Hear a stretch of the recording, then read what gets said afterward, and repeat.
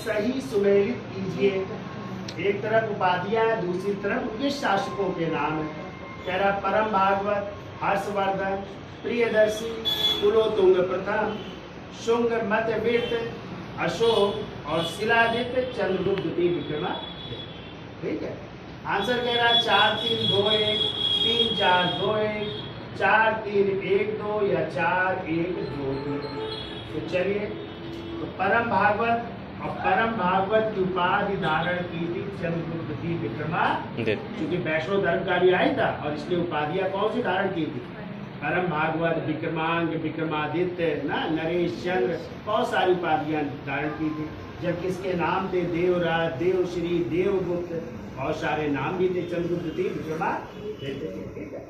अब कह रहा प्रियदर्शी, तो प्रियदर्शी या प्रियदर्शी की उपाधि धारण की थी और सम्राट अशोक ने। किसने धारण की थी?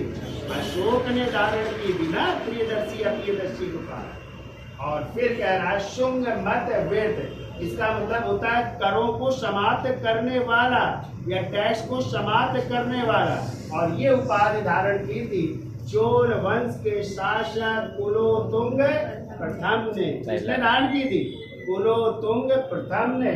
और फिर कह रहा शिलादित्य, आपको पता है वंशांग ने हर्षवर्धन को क्या कहा था?